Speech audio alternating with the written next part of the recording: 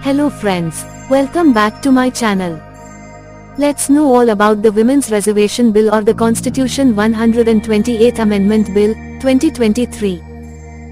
The bill introduced by the Union Minister of Law and Justice Arjun Ram Meghwal was the first that was considered in the new Parliament building.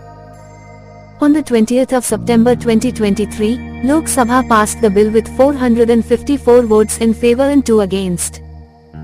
The Rajya Sabha passed the bill unanimously with 214 votes in favour and none against, on the 21st of September 2023.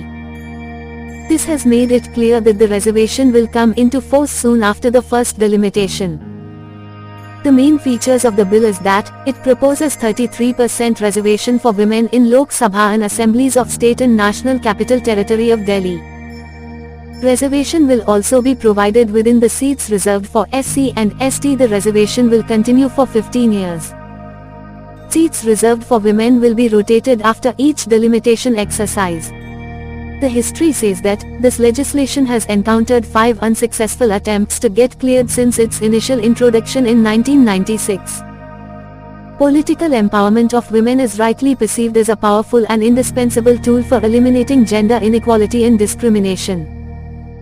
The step towards this direction was the introduction of the Constitution 81st Amendment Bill, 1996 in the 11th Lok Sabha on September 12, 1996, which sought to reserve not less than 1/3 of the total number of seats filled by direct election in the House of the People and in the legislative assemblies of the states for women. The said bill was referred to the Joint Committee of Parliament, which further strengthened some of the provisions of the bill by extending the provision of reservation for women even in those cases where the number of seats was less than 3 in a state or a union territory. The Constitution Bill, 1996, as reported by the Joint Committee, however, lapsed with the dissolution of the 11th Lok Sabha. Again, an attempt was made, by introducing the Constitution 84th Amendment Bill, 1998 in Lok Sabha on December 14, 1998. The said bill lapsed on the dissolution of the 12th Lok Sabha. Yet, another attempt was made by introducing the Constitution 85th Amendment Bill, 1999, in Lok Sabha on December 23, 1999. However, this bill also had not been pursued due to a lack of consensus amongst the political parties. The last such attempt was made in 2008 when the then Manmohan Singh government introduced the bill in Rajya Sabha, and it was passed in 2010. After that, it became the property of Lok Sabha, where it could not be passed and lapsed because of dissolution. The present Lok Sabha has a total of 542 members, out of which 78 are female members. In a response to a parliamentary question late last year, the government had said that the average number of women MLAs in assemblies across the nation accounts for only 8%. Now, both the Lok Sabha and states, UT's assemblies will see rise in female members, but the rise will be more dramatic in states, UTs. When to be implemented? One of the provisions of the new bill says, the provision of the Constitution relating to the reservation of seats for women in the House of the People, the Legislative Assembly of a state, and the Legislative Assembly of the National Capital Territory of Delhi shall come into effect after an exercise of delimitation is undertaken for this purpose after the relevant figures for the first census taken after commencement of the Constitution 128th Amendment Act 2023 have been published. Now, as of date, there is no clarity on when the census, which was due in 2021, will be completed. At the same time, the government has already said that as per existing law, the next delimitation exercise may be conducted after the first census to be taken after the year 2026. Keeping all these in mind, implementation can take place not before 2029. The bill reads as the Constitution 128th Amendment Bill, 2023. A bill further to amend the Constitution of India, be it enacted by Parliament in the 74th year of Republic of India as follows. Section 1. 1. This Act may be called the Constitution 128th Amendment Act, 2023. 2. It shall come into force on such date as the central government may, by notification in the official gazette, appoint. Section 2. In Article 239A of the Constitution, in Clause 2, after Sub-Clause B the following clauses shall be inserted, namely, B. A. Seats shall be reserved for women in the Legislative Assembly of the National Capital Territory of Delhi. B. As nearly as may be, 1/3 of the seats reserved for the scheduled castes in the Legislative Assembly of the National Capital Territory of Delhi shall be reserved for women. C. As nearly as may be, 1/3 of the total number of seats to be filled by direct election in the Legislative Assembly of the National Capital Territory of Delhi including the number of seats reserved for women belonging to the scheduled castes shall be reserved for women in such manner as Parliament may by law determine. Section 3. After Article 330 of the Constitution, the following articles shall be inserted, namely, 330A. 1. Seats shall be reserved for women in the House of the People. 2. As nearly as may be, 1/3 of the total number of seats reserved under Clause 2 of Article 330 shall be reserved for women belonging to the scheduled castes or the scheduled tribes. 3. As nearly as may be, 1/3 including the number of seats reserved for women belonging to the scheduled castes and the scheduled tribes of the total number of seats to be filled by direct election to the House of the People shall be reserved for women. Section 4. After Article 332 of the Constitution, the following articles shall be inserted, namely, 332A. 1. Seats shall be reserved for women in the Legislative Assembly of every state. 2. As nearly as may be, 1/3 of the total number of seats reserved under Clause 3 of Article 332 shall be reserved for women belonging to the scheduled castes or the scheduled tribes.